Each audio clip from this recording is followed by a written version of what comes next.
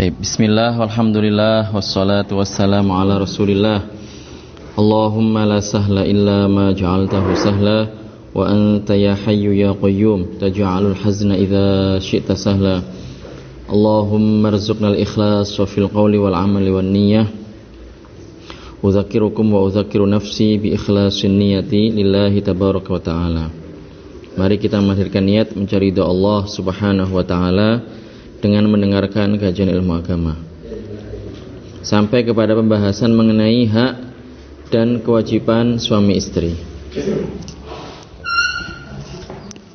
Bismillahirrahmanirrahim. Qala al-muallif rahimahullahu ta'ala, hak dan kewajiban suami istri. Hak suami. Rasulullah sallallahu alaihi wasallam bersabda, a'zamun nasi haqqan 'alal mar'ati zawjuha wa a'zamun nasi haqqan 'alal rajuli ummuhu, rawahul hakim wa ghairuhu. Manusia yang paling besar haknya yang harus ditunaikan atas seorang perempuan adalah suaminya, dan manusia yang paling besar haknya yang harus ditunaikan atas seorang laki-laki adalah ibunya. Hadis riwayat Al-Hakim dan lainnya. Hadis ini menjelaskan betapa besar hak suami atas istrinya. Oleh karenanya Allah Jalla Jalaluh mengharamkan bagi perempuan, pertama, keluar dari rumah suami tanpa izin darinya dan tanpa ada darurat. Mempersilahkan masuk ke rumah suaminya orang yang tidak disukai suaminya tanpa izin dari suaminya. Tanpa izin dari suaminya, baik itu kerabat dekatnya atau yang lainnya. Sabda Rasulullah sallallahu alaihi wasallam, "Wala ta'zan fi baitihi illa biiznihi," rawahul Bukhari. Seorang istri tidak berhak memberikan izin kepada seorang istri tidak berhak memberi izin pada orang untuk masuk rumah suaminya tanpa izin darinya. Hadis riwayat Al-Bukhari. Ya, jadi itu hak seorang, orang yang paling besar haknya bagi seorang perempuan adalah suaminya. Seperti yang pernah kita dengar, Rasulullah Shallallahu Alaihi Wasallam beliau mengutus beberapa sahabat ke beberapa daerah, termasuk diantaranya adalah sahabat Mu'adz bin Jabal. Diutus kemana? Ke Syam, ya kan? Beliau diutus ke Yaman, juga diutus ke Syam. Nah, di situ beliau mendapati bahwasanya pemuka agama itu diberikan penghormatan berupa sujud di daerah mereka itu. Kemudian ketika kembali ke Rasulullah, menghadap ke Rasulullah, sahabat Mu'adz bin Jabal ini langsung sujud ke Rasulullah. Rasulullah kaget gitu.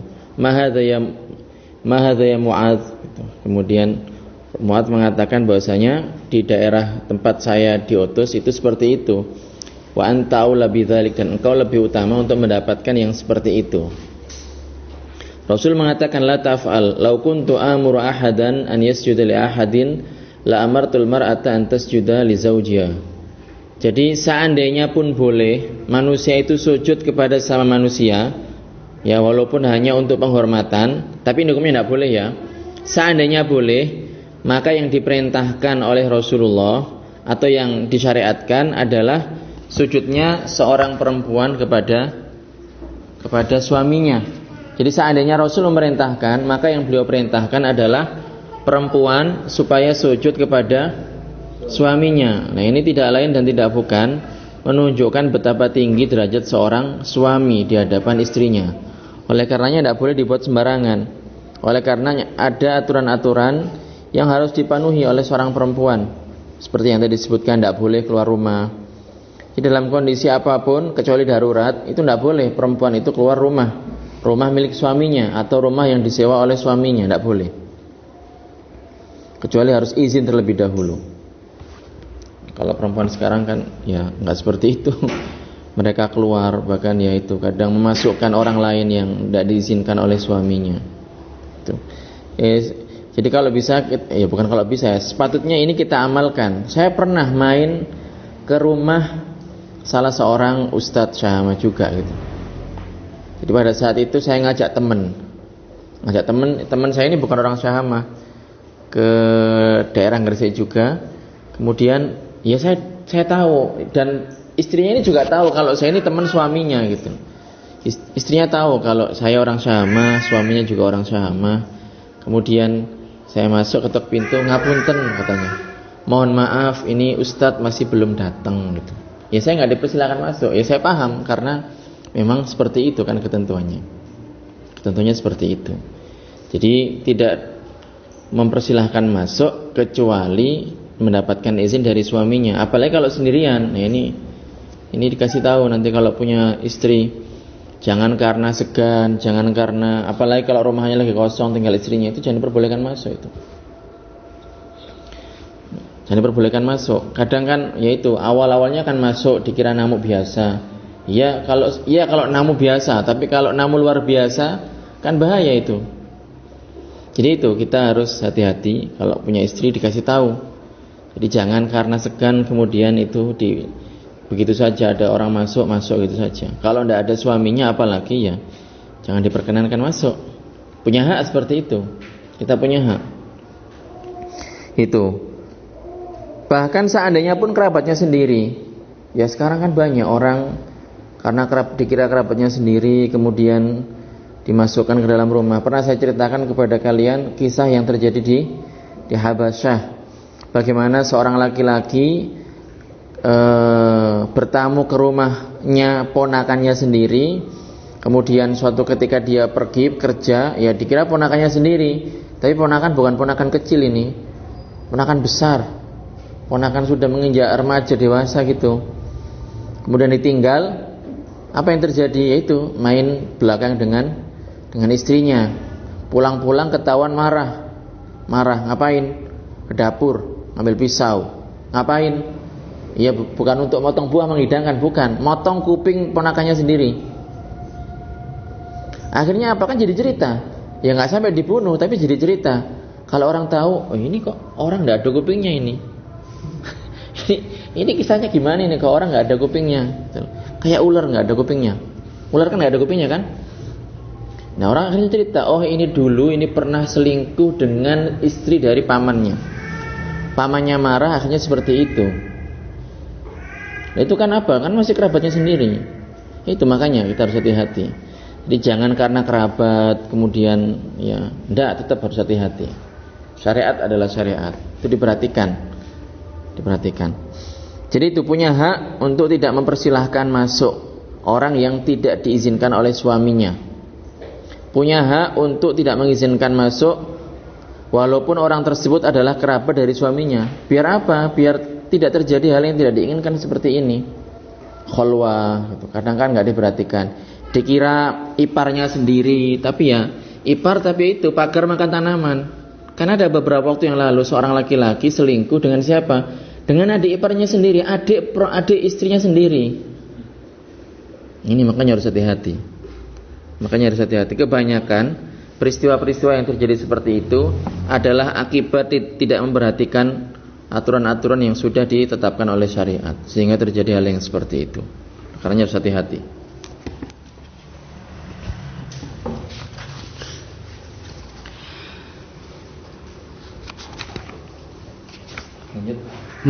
Menolak memenuhi hak suami untuk bersenang-senang dan menjadikan suami bergairah, seperti berhias dan berdandan untuknya, kecuali jika ada uzur syar'i. Alasan yang dibenarkan syariat seperti: 1.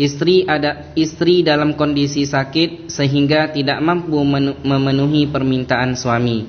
2. Istri dalam kondisi haid atau nifas dan suami memintanya melakukan hubungan badan atau permulaannya di bagian antara pusar dan lututnya tanpa ada kain penghalang.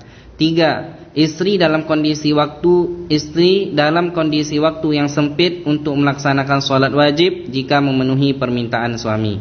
Jadi termasuk juga perkara yang diharamkan adalah menolak berhubungan badan, menolak memenuhi keinginan suami untuk bersenang-senang, ya layaknya hubungan suami istri. Itu juga termasuk yang tidak boleh. Jadi kalau suaminya minta dandan, ya dandan. istrinya misalnya ketiaknya bau, suaminya minta supaya pakai pengharum badan ya, bukan pengharum ruangan, itu juga harus dituruti. Jadi kalau suaminya minta untuk berhubungan badan, maka sang istri tidak boleh menolak tanpa ada alasan yang dibenarkan oleh syariat. Seperti apa itu? Seperti misalnya sakit tidak mampu memenuhi permintaan suami. Ya, dalam kondisi seperti ini suami juga harus pengertian gitu loh. Jangan istrinya sakit dipaksa gitu aja, kan ya kasihan juga. Atau istri dalam kondisi haid atau nifas. Ya. Jadi kalau minta berhubungan badan, maka dalam kondisi seperti ini boleh istri itu menolak. Boleh menolak. Nah, jadi melakukan hubungan badan atau permulaannya di bagian pusar dan lutut. Ini menurut salah satu pendapat. Pendapat yang lain mengatakan bahwa semuanya itu boleh kecuali jima. Dalam hadis disebutkan isna'u kulla syai'in ilan nikah ay jima. Jadi boleh berhubungan, boleh bersenang-senang, mencari kesenangan, istimta bima baina surati wa rukbah illal jima, kecuali jima. Kalau jima tidak boleh. Itu menurut sebagian pendapat. Lah, ini ya kembali ke ini suaminya. Kalau suaminya nanti takut kebablasan, ya nggak usah. Kalau emang bisa menahan diri, ya sekedar bertamasya di daerah-daerah itu saja tanpa melakukan hubungan badan, ya tidak apa-apa. Tapi kalau sampai kebablasan, ya mending dihindari. Karena hukumnya haram melakukan hubungan badan dalam kondisi perempuan sedang haid atau sudah berhenti darahnya tapi belum mandi, atau sudah mandi tapi mandinya tidak terpenuhi syarat dan rukunnya. Ini sudah pernah kalian ambil sebelumnya. Atau dalam kondisi sempit, misalnya datang suami dalam kondisi tidur, atau sebaliknya istri dalam kondisi tidur, kemudian menjelang habis fajar gitu minta. Lah ini sekiranya dilayani permintaan ini, maka nanti tidak akan cukup waktu untuk melakukan sholat subuh, karena kan orang butuh mandi, butuh bebersih dan seterusnya. Dalam kondisi seperti ini juga termasuk uzur. Artinya ini bisa dijadikan alasan seorang istri menolak permintaan suami. Sabda Rasulullah sallallahu alaihi wasallam, "Idza batatil mar'atu muhajiratan firasha zawjiha la'anatha al-malaikatu hatta tarji'a." Rawahul Bukhari. Jika seseorang perempuan meninggalkan ranjang suaminya, maka malaikat mengutuk perempuan tersebut hingga ia kembali. Hadis riwayat Al-Bukhari. Seorang istri juga tidak berpuasa sunnah kecuali dengan izin dari suaminya. Sabda Rasulullah sallallahu alaihi wasallam, "La yahillu lil mar'ati an tasuma wa zawjuha syahidun illa biidnihi." Rawahul Bukhari. Tidak halal bagi seorang istri melakukan puasa padahal suaminya hadir kecuali dengan izinnya. Hadis riwayat Al-Bukhari. Catatan: seorang istri tidak boleh menaati suaminya dalam kemaksiatan kepada Allah. Seandainya suami memintanya untuk menghidangkan khamar untuk diminum, maka tidak boleh mentaatinya, karena makhluk tidak ditaati dalam hal kemaksiatan kepada Khaliq. Itu masih mentaatinya ya? Apa menaatinya? Mentaatinya. Ada T-nya? Ya. Kayaknya harusnya bahasa yang benar menaati. Melebur ini. Coba nanti dicek di bahasa Indonesia. Terus? Penting. Tidak benar apa yang tersebar di sebagian kalangan bahwa jatuh talak atas seorang perempuan jika suaminya menyetubuhinya melalui duburnya. Jadi tidak terjatuh talak, tetapi hal tersebut adalah haram dan tidak boleh. Ya, jadi tidak boleh ya. Kalau sebelumnya tadi itu perempuan tidak boleh menolak suami ketika diajak untuk berhubungan badan kecuali dengan uzur. Jadi sesibuk apapun maka harus dipenuhi. Bahkan sampai dalam kondisi masak sekalipun Kalau suaminya minta ya harus dipenuhi. Seperti itu. Begitu juga dalam permasalahan puasa. Jadi seorang istri juga tidak berpuasa sunnah kecuali harus izin terlebih dahulu dari suaminya. Kenapa ya? Boleh jadi nanti di siang hari suaminya minta. Kan kalau orang berpuasa kan tidak boleh berhubungan badan. Gitu. Nah, di sini disebutkan jadi memang istri harus taat kepada suami, tetapi dalam hal yang merupakan hak suami atau dalam hal yang merupakan bukan perbuatan maksiat kepada Allah Subhanahu wa taala. Contoh, ya kalau berhubungan badan dalam kondisi haid ini kan maksiat ini. Jadi bukan dikarenakan suami minta kemudian ditaati karena itu permintaan suami, bukan. Karena apa? Di sini adalah perbuatan maksiat kepada Allah Subhanahu wa taala. Hadisnya jelas, la ta'ata li makhluqin fi ma'siyati al-khaliq. Jadi tidak ada ketaatan atau tidak boleh ditaati seorang makhluk itu dalam perbuatan yang merupakan kemaksiatan kepada Allah Subhanahu wa taala. Jadi ini kaidah ini. Begitu juga sama seorang guru dengan seorang murid, seorang bapak dengan seorang anak, seorang atasan dengan seorang bawahan, bos dengan karyawannya. Ini juga sama ini. Kadang orang-orang zaman sekarang, jadi Ustadz gimana ya, kita ini kerja tapi kita tidak bisa salat Jumat. Jawabannya gampang, la ta'ata li makhluqin fi ma'siyatil khaliq. Nanti kalau kamu misalnya di akhirat, emang bos kamu mau membela kamu ketika kamu ditanya oleh malaikat? Ya enggak. Nanti kalau misalnya kamu bilang melakukan pekerjaan seperti ini, emang nanti orang yang nyuruh kamu itu mau tanggung jawab? Ya enggak, masing-masing kan sendiri-sendiri nanti. Ya dia kecipratan dosa karena dia menyuruh maksiat gitu. Tapi sikap kita yang diperintah lah, kalau itu perbuatan maksiat jangan dituruti siapapun orangnya. Mau dia itu dikenal sebagai seorang tokoh, dia seorang atasan, dia orang kaya. Nah, itu hadisnya jelas, la ta'ata li makhluqin fi ma'siyati al-khaliq. Jadi kalau perbuatan maksiat, maka siapapun orang yang merintahkannya, Jokowi sekalipun seandainya, itu tidak boleh ditaati. Oh iya, ini yang terakhir tadi, masalah jima di dubur ya. Ini hukumnya haram dengan istri sendiri maupun dengan perempuan yang bukan istrinya, dengan laki-laki maupun dengan binatang, hukumnya haram, mutlak haram. Nah, kalau dengan laki-laki dengan perempuan itu dengan perempuan yang bukan istrinya disebut dengan liwat. Tapi kalau dengan istrinya bukan disebut dengan liwat. Tapi tetap walaupun istrinya sendiri hukumnya haram. Tapi tidak dinamakan liwat dan tidak terjadi yang namanya talak. Jadi sekedar mengerjakan atau menyetubuhi istri dari dubur atau memasukkan kelaminnya ke dalam lubang dubur istrinya, itu tidak serta-merta jatuh talak, karena bukan itu penyebab jatuhnya talak. Talak terjatuh dengan lafal ya. Nanti ada bahasanya, ada kalanya sorry terang-terangan, ada kalanya kinayah, ada kalanya sendirian dan seterusnya. Jadi ini perhatikan bahasanya di sini, menyetubuhi melalui duburnya. Artinya adalah memasukkan kemaluan atau masukkan kelaminnya, zakarnya ke dalam lubang dubur istrinya. Ini hukumnya haram. Tapi kalau mau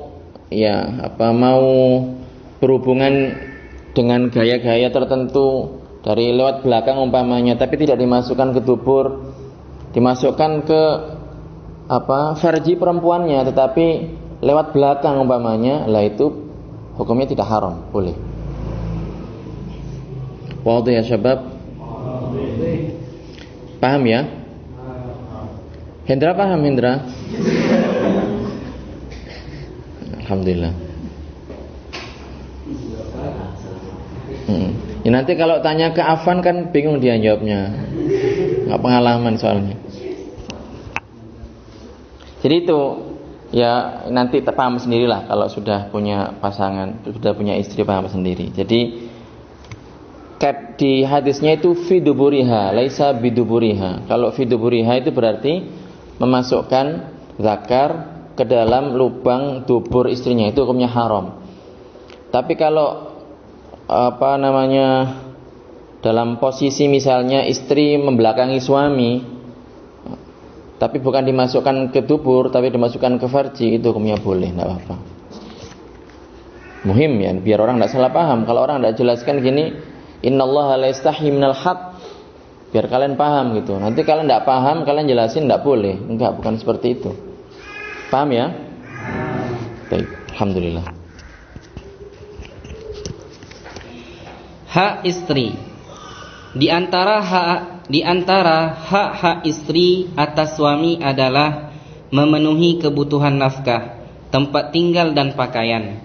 Juga wajib bagi suami untuk mengajari istrinya perkara-perkara agama yang wajib diketahui, atau menyiapkan pengajar, atau memperbolehkannya keluar rumah untuk menghadiri majelis ilmu agama jika istrinya tidak mengetahui hal-hal seperti ini. Suami juga memerintahkan istri berbuat ketaatan seperti melaksanakan sholat 5 waktu dan menekuninya, puasa bulan Ramadan, menutup auratnya di depan laki-laki yang bukan mahramnya, dan lain sebagainya. Ini penting ini, hal seperti ini jangan sampai terabaikan. Kalau seandainya istri kita pakai kerudung kok bagian auratnya ada yang kurang tertutupi, itu diperintahkan. Kalau misalnya pakaiannya terlalu ketat, ya ini diingatkan. Kalau seandainya keluar rumah dalam kondisi ada yang bagian yang tidak tertutupi, itu juga diingatkan. Jadi hal seperti ini kita ingatkan. Masalah sholat, masalah puasa, masalah muamalah, cara beragama yang baik dan benar, semangat untuk belajar menuntut ilmu agama, menyampaikan agama. Ini semuanya harus kita ingatkan ini. Kita jangan ngajak orang, istri kita malah diabaikan, dilalaikan. Kebalik kayak gitu. Jangan sibuk di luaran, kemudian istri nggak diajari, istri nggak diajak, istri nggak dipahamkan pentingnya dakwah. Enggak, ini harus kerjasama antara suami dengan istri. Kenapa? Sangat disayangkan kalau seandainya suami ya yang terkenalnya dia seorang dai, sibuk di luaran, kemudian istrinya nggak diajak, nggak dilibatkan sama sekali, nggak dilibatkan. Akhirnya apa? Nanti pelampiasannya adalah ke anaknya.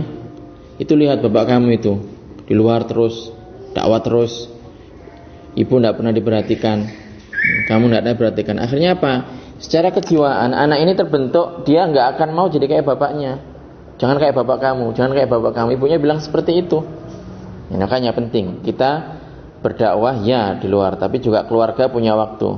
Likulli syai'in haq, li ahlina haq, li ghairi ahlina kadzalika haq. Hasab. Jadi masing-masing punya hak. Istri kita punya hak gitu.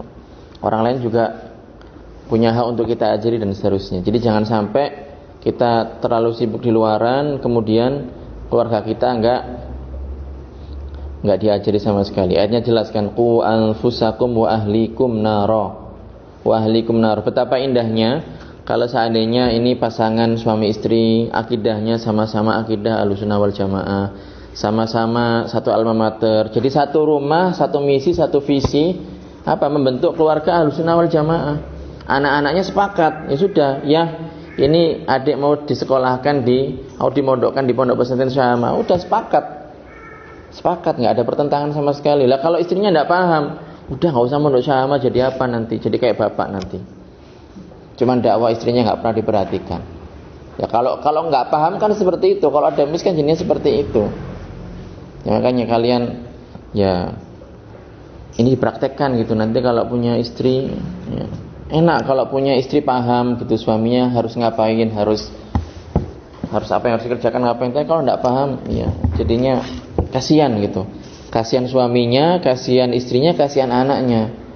Kan nggak pantas gitu, masa bapaknya syekh, bapaknya dai sahama, anaknya malah nggak itu sama sekali. Tapi ya tidak mesti ya teman-teman. Kalau seandainya kita mendapati ada ustadz yang misalnya kok keluarganya mungkin atau istrinya kurang mendukung atau anaknya tidak seperti bapaknya, ya orang kan cobaannya masing-masing. Kita juga jangan langsung menghukumi, tidak juga, tidak mesti seperti itu. Boleh jadi si suami ini sudah berusaha, tapi memang cobanya di situ. Tapi ala kulin yang harus kita ambil pelajaran adalah kita sejak tahap awal, tahap pemilihan itu pastikan bahwasanya calon istri kita itu adalah orang-orang yang nanti akan benar-benar mengerti kita ini maunya apa gitu. Itu yang paling penting. Di awal itu. Kalau setelahnya ya, kalau misalnya kurang tinggal kita tambahi. Kalau enggak ya kita jadikan dia itu sama seperti kita. Kalau sejak awal sudah beda, kasihan nanti. Kasihan.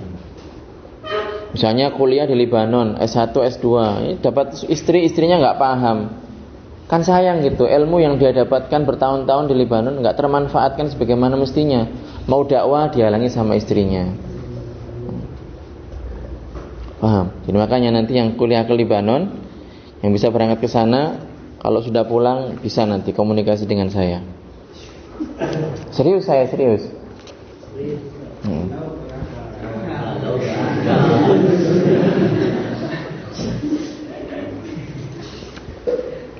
Ya. Suami tidak diperbolehkan memukul istrinya tanpa ada alasan yang dibenarkan syariat. Juga tidak menganiayanya. Firman Allah Jalla Jalaluh, wa'ashiruhunna bil ma'ruf, dan pergaulilah mereka istri-istri kalian dengan baik. Jika istri nasyizah durhaka pada suaminya dengan menolak memenuhi hak suaminya untuk bersenang-senang dengannya, atau keluar dari rumah suami tanpa izin darinya, tanpa ada uzur syar'i, alasan yang dibenarkan syariat, maka gugurlah nafkahnya. Ya, jadi kalau ada seorang perempuan nasyizah, yakni apa? Melakukan nusyuz. Nusyuz itu durhaka kepada suami, diminta jatah tidak mau ngasih, diajak berhubungan badan menolak, kemudian apa? Kalau ngomong juga sudah enggak lembut lagi dengan suaminya, kemudian ya banyaklah indikasinya banyak, diantaranya itu keluar rumah tanpa izin. Nah ini maka kalau sudah ditetapkan bosnya dia nasyizah, ini gugur kewajiban nafkahnya. Artinya kalau suaminya ini enggak menafkahi, maka dia tidak berdosa karena kewajibannya gugur. Kalau dia sudah dikatakan nusyuz tadi.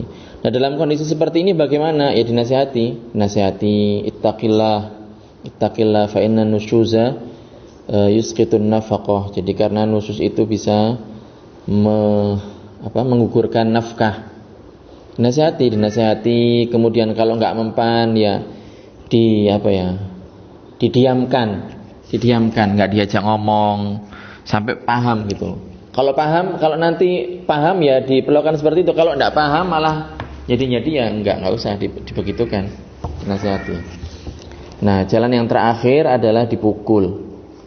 Kalau memang dipukul tapi dengan pukulan yang tidak sampai, bukan di smackdown ya, bukan. Dia dipukul dengan pukulan yang mendidik gitu, tanpa menjadikan cacat, tanpa menjadikan jadi patah tulang, bukan kayak itu. Ya dipukul dengan pukulan yang mendidik gitu. Boleh, ada kebolehan seperti ada ayatnya itu, ada tingkatannya, ada 3. Jadi didiamkan, dinasihati, didiamkan, kemudian dipukul.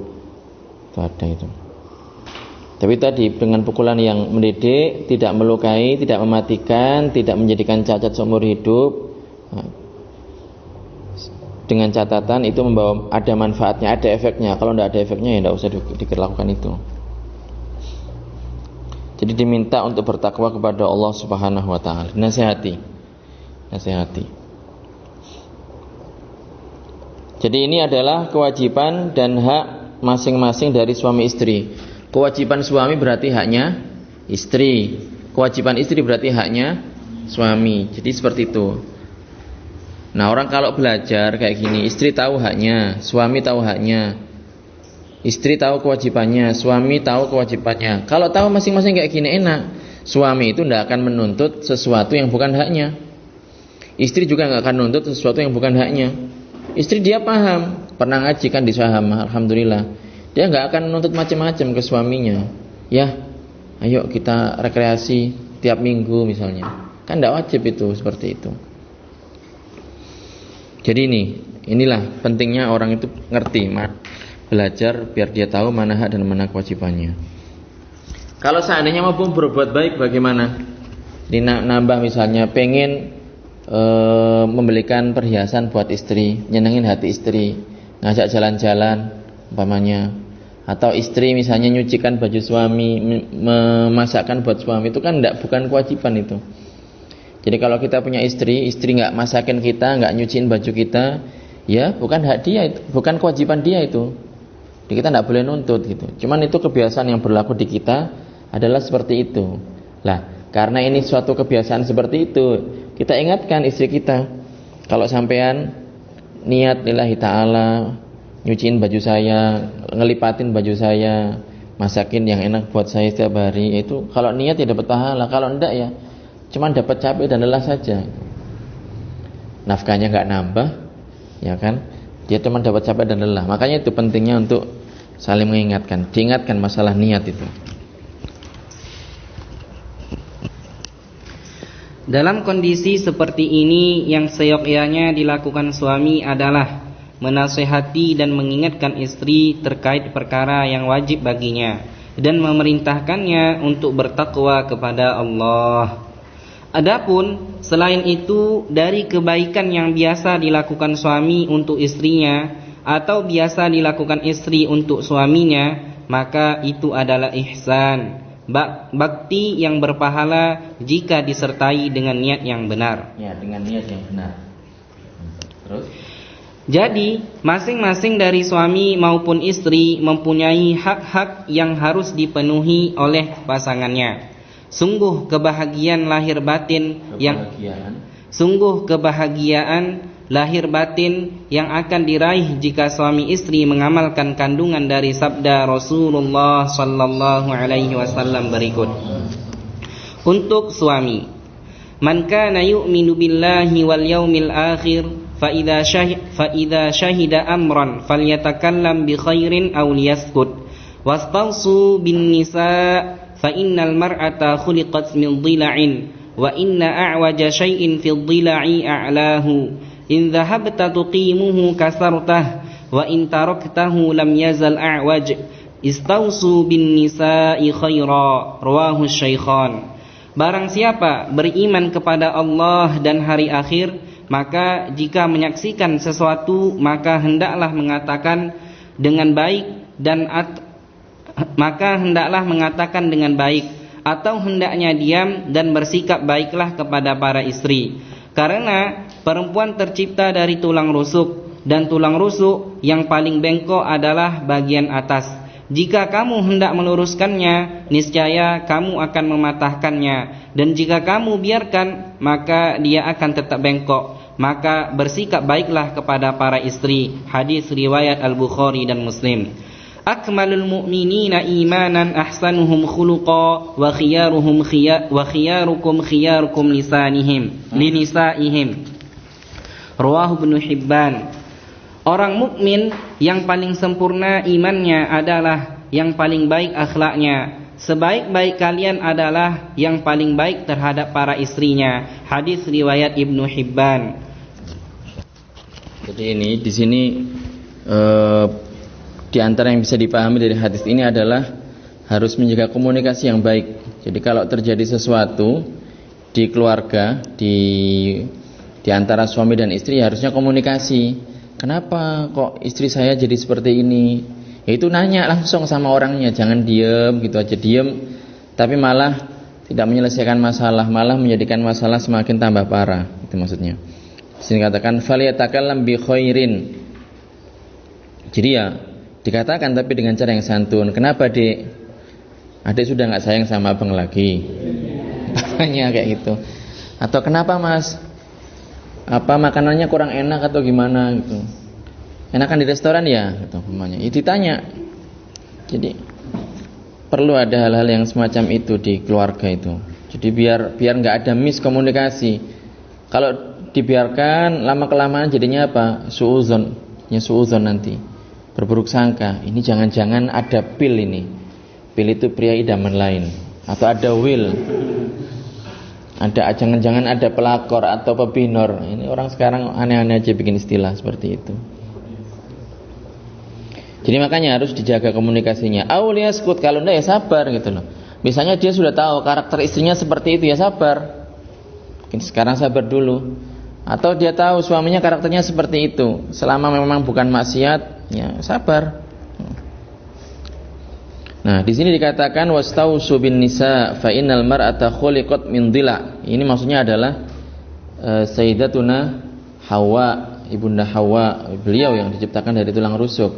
Kalau perempuan sekarang ya diciptakan dari mani ibu bapaknya. Jadi makanya nggak pas kalau diungkapkan jomblo gitu, jomblo sejati mengatakan katanya sedang mencari tulang rusuk yang hilang entah kemana. Siapa tulang rusuk siapa itu? Ya itu habis sembelih sapi itu ada tulang rusuknya itu. Enggak, bukan gitu. Jadi yang diciptakan dari tulang rusuk adalah ibunda Hawa. Adapun perempuan-perempuan setelahnya diciptakan dari mani kedua orang tuanya. Jadi bukan berarti istri saya dulu diciptakan dari tulang rusuk saya, enggak, buktinya masih utuh ini. Bukan gitu maksudnya. Itu ya. Jadi ini perumpamaan analogi yang dibikin oleh Rasulullah bahwa untuk bermuamalah dengan seorang perempuan, apalagi istri sendiri, itu adalah dengan cara yang lembut, dengan cara yang santun. Enggak boleh dikerasin. Kalau dikerasin malah pecah nanti, malah patah. Tapi juga nggak boleh dibiarkan gitu saja, ndak juga. Tapi hikmah, dengan cara yang hikmah, dengan cara yang hikmah. Gitu. Kalau kita bisa tawadhu dengan orang lain, mengapa kita tidak bisa tawadhu dengan istri kita sendiri? Gitu. Kalau kita bersikap lembut dengan orang lain, mengapa kita nggak bisa bersikap lembut dengan istri kita sendiri? Ini padahal orang paling dekat sedunia kan, nggak ada yang lebih dekat daripada istri sendiri. Ya sampai dekatnya sampai nempel kan. Nggak ada yang lebih dekat daripada istri kita sendiri. Satu rumah, satu kamar, satu ranjang, satu selimut, bahkan mungkin satu bantal mungkin. Tuh, jadi ya makanya harus diperlakukan dengan lembut. Kalau seandainya istri salah ya dinasihati. Tuh. Bahkan kalau orang bisa sabar dengan istrinya, yaitu bisa meninggikan derajatnya orang tersebut. Nah ini akmalul mu'minina imanan ahsanum khuluqa wa khiyarukum linisaihim. Jadi orang yang termasuk orang yang baik adalah orang yang paling baik terhadap istrinya. Bisa dinilai kan? Jadi makanya kita jadi dai kalau bisa ya. Orang itu gini loh. Tadi kan sudah saya sebutkan ya, bukan ukuran gitu. Tapi orang masyarakat sekarang itu lihat, ini mau ngajak orang berbuat baik, dia saja gagal membina rumah tangga. Jadinya jelek itu dakwah jadi lemah gitu. Makanya ya kalian kita calon dai di sini ya nanti kalau cari istri ya cari istri yang benar-benar paham kalian itu nanti adalah seorang dai gitu yang siap bantu kalian. Tuh. Nah, kalau misalnya nggak seperti itu kemudian di tengah jalan terjadi hal-hal yang tidak diinginkan cerai ini jadi apa ya? Jadi tanda seumur hidup nggak bisa hilang. Sebaik apapun ini pernah cerai dengan istrinya. Ya walaupun cerai boleh jadi bukan sesuatu yang haram, tapi ya itu kita hal-hal yang seperti ini itu kita perhatikan. Nura'i hadhil umur li ajli da'wah, li maslahati da'wah. Makanya dipikir betul, jangan karena sudah lihat parasnya cantik kemudian ndak. Jangan hanya lihat itu. Cantik kalau misalnya suka bikin sakit hati ya kan, kalian nggak perlu obat diet kan jadi kurus dengan sendirinya kan?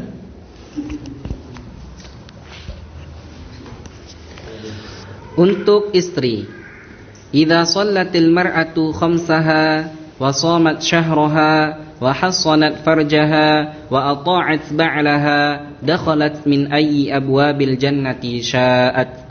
Rawahu Ibnu Hibban. Jika perempuan menegakkan salat 5 waktu, melaksanakan puasa bulan Ramadan, menjaga kehormatannya dan taat pada suaminya, maka akan masuk surga melalui pintu mana saja yang ia inginkan. Hadis riwayat Ibnu Hibban. Ad-dunya mata'un wa khairu mata'id dunya al-mar'atus salihah. Rawahu Muslim. Dunia itu penuh dengan kesenangan dan sebaik-baik kesenangan adalah istri yang salihah. Hadis riwayat Muslim. Kalau tadi untuk suami, sekarang untuk istri. Jadi istri kalau dia sholat 5 waktunya rajin, puasa bulan Ramadannya tidak ada masalah, kemudian dia juga menjaga kehormatannya, taat kepada suaminya, maka nanti di akhirat di surga dia diperkenankan untuk masuk ke dalam surga melalui pintu mana yang dia kehendaki. Bahkan di hadis yang lain disebutkan, ini contoh hadis saja, sebenarnya ada yang lain itu. Jadi termasuk juga kalau seandainya ada seorang perempuan mati dan suaminya rela, ridho dengan perempuan tersebut, itu juga mendapatkan derajat yang tinggi dari Allah Subhanahu wa taala. Jadi perempuan itu gimana ya? Istimewa gitu loh. Kalau saya sendiri saja disuruh milih, kalau saya sakit istri saya ngerawat, anak sakit ya kita gantian yang ngerawat. Tapi kalau istri sakit itu saya jadi ikut sakit. Ya gimana, saya harus ngerawat anak, harus beresin rumah dan seterusnya. Jadi makanya istri itu kalau boleh diumpamakan itu jantung daripada rumah tangga. Jangan sampai sakit. Kalau istri sakit, ini kacau jadinya. Karena setangguh apapun seorang laki-laki, kalau istrinya sakit ya dia akan jadi ikut sakit juga gitu. Jadi kalau saya disuruh milih ya mending saya yang sakit gitu. Pokoknya jangan istri. Kalau istri yang sakit, nanti saya jadinya setelahnya ikut sakit gitu. Karena tugas-tugas istri jadinya saya yang menghandle. Kalau saya yang sakit kan ya sudah, saya tinggal minta izin gitu kan, bilang Ustaz Wafa saya tidak masuk hari ini. Itu nanti tolong teman-teman dikasih tugas, saya gak enak badan. Tapi kalau istri yang sakit, ya anak mau dikemanain? Yang masakin saya siapa gitu loh. Ya mungkin bisa beli, tapi kan tetap kacau pokoknya kalau di rumah istri sakit itu. Kalau anak sakit kan enak, istri yang ngerawat, atau nanti saya datang saya bantu gitu. Jadi itu makanya dijaga punya istri itu. Dijaga, kemudian juga ya cari yang fisiknya kuat, biar bisa mempermudah kita. Itu termasuk wasiat orang tua saya dulu gitu. Kalau cari istri, silahkan cari istri siapa saja, cantik atau buruk itu pilihan kamu, tapi yang penting pokoknya bapak saya bilang, saya nggak mau punya menantu yang sakit-sakitan. Ya, karena nanti dia yang satu rumah dengan kita kan, yang ngerawat kita. Kalau dia sakit jadinya ya kita yang ngerawat. Itu makanya kalau istri diberi kesehatan itu harus dijaga, jangan terlalu diforsir, dibantu pekerjaan rumah, dibantu. Rasul sendiri saja itu menambal sandalnya kan. Rasulullah afdhalun nas. Masa kita tidak mau pekerjaan rumah, kita tidak mau bantu? Nyuci nggak apa-apa nyuci. Kalau kalian nyuci, kegantengan kalian itu nggak akan hilang.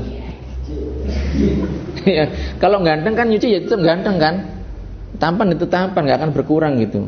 Jadi bantu, kalau istrinya di rumah itu bantu, bersihin rumah bantu, masak bantu, nggak apa-apa, belajar. Jangan istrinya diperlakukan kayak pembantu. Jangan seperti itu. Doa saat berhubungan badan. Diriwayatkan oleh Imam Al-Bukhari dan Imam Muslim dari sahabat Ibnu Abbas radhiyallahu anhuma, dari Rasulullah sallallahu alaihi wasallam bahwa beliau bersabda, "Lau anna ahadakum idza ata ahlahu qala bismillah Allahumma jannibna syaitan wa jannibis syaitana ma razaqtana faqudiya bainahuma waladun lam yadurrah wa fi riwayatin lil Bukhari lam yadurruhu syaitanun abada." Sungguh seandainya seorang di antara kalian mendatangi, menyetubuhi istrinya dan mengucapkan bismillah Allahumma jannibna syaitan wa jannibis syaitana ma razaqtana, dengan menyebut nama Allah, ya Allah, jauhkanlah kami dari setan dan jauhkanlah setan dari karunia yang kau anugerahkan pada kami. Kemudian keduanya mendapatkan keturunan, maka setan tidak akan mencelakakan si anak. Dan dalam riwayat Imam Al-Bukhari, maka setan tidak akan memberikan mara bahaya kepada anak selamanya. Ya, jelas ya. Nanti nggak usah ditasmi, nanti hafal sendiri. Terus yang diucapkan saat melahirkan, disunnahkan untuk mengumandangkan azan di telinga kanan bayi dan mengumandangkan iqamah di telinga kirinya. Diriwayatkan oleh Abu Dawud dan At-Tirmidzi dari Abu Rafi' radhiyallahu anhu, hamba sahaya Rasulullah, ia mengatakan, Aku melihat Rasulullah mengumandangkan azan di telinga Al-Husain bin Ali saat dilahirkan Fatimah. Ini penting ini. Ini orang Wahabi ini nggak ada jenuhnya, nggak ada capeknya. Mereka itu bikin gara-gara. Di beberapa postingan yang saya lihat itu mereka mengatakan bahwasanya bayi itu kalau lahir nggak usah diadzani, nggak ada dalilnya itu katanya. Kata mereka, ini satu ya yang saya tahu. Jadi kata orang ini, dia orang Wahabi, mengatakan bahwasanya kalau bayi dilahirkan itu nggak usah diadzani telinga kanan, nggak usah diqomati telinga kiri, nggak ada dalilnya katanya. Nah ini kita disebutkan di Abu Dawud, jadi dan juga At-Tirmidzi, bahwasanya Abu Rafi maulanya Rasulullah ini menyaksikan bahwa Rasulullah itu ketika Sayyidah Fatimah melahirkan Al-Husain, jadi cucu beliau, yang beliau mengumandangkan azan di telinga kanannya dan mengumandangkan iqamah di telinga kirinya. Tapi orang Wahabi kayak gitu emang. Jadi apa ya, nggak sesuai dengan mereka, kemudian dikritisi, padahal itu ada dalilnya. Jadi jangan kaget kalau ada orang Wahabi bilang seperti itu, jangan kaget. Kita hafal aja dalilnya, nanti kita bantah atau kita jelaskan kepada orang-orang. Nah ini tadi masalah nafkah. Sekarang kita bahas nanti. Yang sekarang kita bahas ini adalah masalah nafkah. Tadi sudah saya singgung di awal tadi. Nafkah wajib. Nafkah wajib. Wajib bagi suami untuk menafkahi istrinya yang sudah diserahkan kepadanya, walaupun istrinya tersebut adalah non-muslim atau sakit. Ya, jadi walaupun belum bisa memberikan pelayanan hubungan badan, maksudnya belum bisa melayani suaminya dalam tanda kutip, tetap kewajibannya seorang suami untuk menafkahi istrinya. Walaupun istrinya tersebut adalah non-muslim, tetap punya kewajiban untuk memberikan nafkah kepada istrinya tersebut yang non-muslim ini. Perinciannya berikut. Kalau suami ini adalah orang yang musir, orang yang berkecukupan, maksudnya ya berkelebihan, berkemudahan, maka dia per harinya itu 2 mud. Karena nafaqat az-zaujah itu muqaddarah, sudah ditentukan. Jadi nafkahnya seorang suami kepada istrinya itu muqaddarah, sudah ditentukan. Syariat sudah menentukan. Tapi kalau nafkahnya seorang anak kepada orang tua yang fakir, walaupun mereka ini bisa dan mampu untuk bekerja, itu kan masih kewajiban anak kan untuk menafkahi. Ini nafkahnya ini ila hadis syiba, sekiranya orang tua itu kenyang gitu. Enggak ada ketentuannya. Enggak ada ukurannya 1 mud, 2 mud atau 1 mud setengah, enggak ada seperti itu. Yang penting adalah orang tua ini kenyang. Kalau sudah sampai kepada batas kenyang, maka ya gugur kewajibannya. Tapi kalau perempuan itu muqaddarah. Kalau dia musir berarti qadru muddain, kalau mu'sir qadru muddin wahid. Tapi kalau mutawasid berarti qadru mud wa nisf.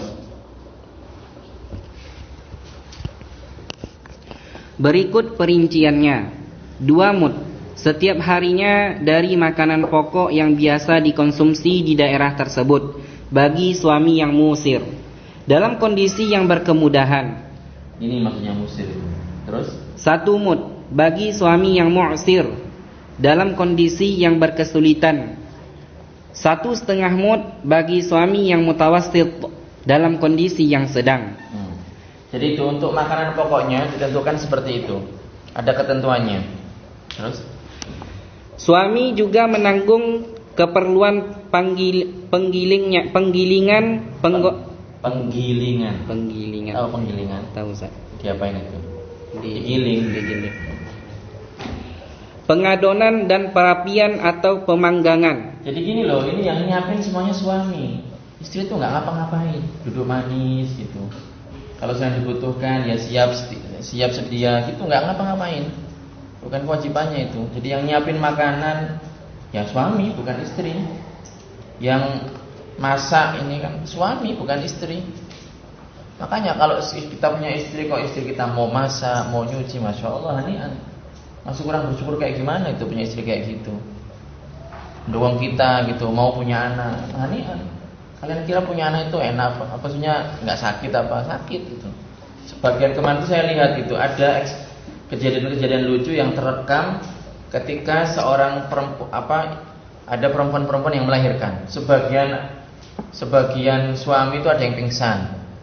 Sebagian itu ada yang ya pingsan juga. Banyak pokoknya yang pingsan itu. Jadi karena yang melihat kondisinya seperti itu. Jadi yang melahirkan, yang merasakan sakit nggak ngapa-ngapain, malah suaminya yang pingsan. Dikipasin sama itunya, sama perawatnya itu. Jadi ya kayak gitu perjuangannya ini berat teman-teman. Makanya nggak boleh dibuat sembarangan. Kita jangan semena-mena kepada istri kita sendiri. Itu. Jadi yang punya kewajiban untuk menyiapkan itu adalah suami. Di pemanggangan, perapian, pengaduan, penggilingan itu kewajiban suami. Hukum asalnya seperti itu. Terus suami juga menanggung lauk pauk atau yang biasa dimakan bersama makanan pokok tersebut yang biasa dikonsumsi di daerah tersebut, dan hal ini menyesuaikan dengan pergantian musim. Ya adalah nanti beberapa waktu sekali itu daging, beberapa waktu sekali itu ya, menyesuaikan dengan daerahnya masing-masing. Suami juga menanggung pakaian istri yang mencukupinya dan alat-alat kebersihan badan. Ya kalau punya istri dibelikan sabun ya. Jangan nggak dibelikan sabun, disediakan sabun ini. Ini juga kewajibannya suami. Iya. Suami juga sampai ada orang bilang kan, sebenarnya semua perempuan itu cantik gitu. Tinggal ada modelnya apa enggak. Gitu. Suami juga menanggung upah qabilah, bidan persalinan dalam mazhab Imam Malik. Ya kalau dalam mazhab Malik, kalau suami melahirkan itu kewajiban suami. Kalau istri melahirkan itu adalah merupakan kewajiban suami. Jadi yang membayari dukun beranaknya atau qabilah. Kenapa dinamakan qabilah? Li'annaha takbal. Jadi ini kan yang nunggu ini bayinya keluar itu kan. Nah ini yang menanggung biayanya adalah suami. Tapi yang melahirkan adalah istri. Wadih ya, sabqul lisan. Kalau ada suami melahirkan kan ya dunia gempar jadinya. Lewat mana keluarnya? Terus nafkah di atas menjadi gugur sebab nusyuz istri. Segala tindakan nurhaka seorang istri kepada suaminya. Ya, jelas ya ini ya, masalah nafkah jelas. Nah terus bagaimana dengan kondisi kita sekarang? Ya kesepakatan aja, biar mudah kesepakatan. Jadi sejak pertama kali akad itu bikin kesepakatan dengan istri. Udah deh gini aja, kita nggak usah, saya nggak usah lah nakar. Ya kita saling berbaik hati lah, saling tenggang rasa, sawang sinawang kalau orang Jawa bilangnya itu. Jadi ya abang yang kerja keluar, apa yang cari uang, masalah rumah tangga adik yang ngatur. Ya kalau masak ya tolong adik yang masak. Itu seperti itu kesepakatan. Karena itu mereka nggak wajib. Artinya kalau misalnya kalian kok pulang ke rumah buka tudung saji, kok cuma ada beras belum dimasak, ya nggak usah protes gitu. Karena itu bukan kewajiban mereka. Tapi itu kesepakatan sejak awal. Dikasih uang, istri yang belanja, istri yang masak. Paham ya? Seperti itu. Dan gini, saya ulang lagi bahwa kalau seorang suami itu lalai, abai, tidak memberikan nafkah kepada istrinya, maka ini menjadi hutang. Menjadi hutang dan harus dibayar. Namanya hutang dan harus dibayar. Kecuali kalau istrinya mau berbaik hati. Udahlah mas, sampai itu udah jadi orang baik yang dulu-dulu udah. Saya sudah maafkan, nafkah sudah tidak ada masalah, saya relakan, saya ikhlaskan. Tapi tolong demi anak-anak kita, kayak dipel-pel, demi anak-anak kita berubah. Jadi seorang suami yang bertanggung jawab, jadi bapak dari anak-anak yang bertanggung jawab. Kalau seandainya istrinya mau punya dada yang selebar itu, nah ini berarti gugur kewajibannya. Kamil, gimana ya? Apa sampai sini dulu? Panjang soalnya masalah talak ini. Ilahuna yakfi. Allah subhanahu wa ta'ala alam wa ahkam. Nuhalil wa nusalli ala rasulillah. La ilaha illallah Allahumma shalli ala sayyidina Muhammad wa ala alihi wa sahbihi wa sallim. Rabbil ighfirli wa liwalidayya wa lil mu'minina wal mu'minat.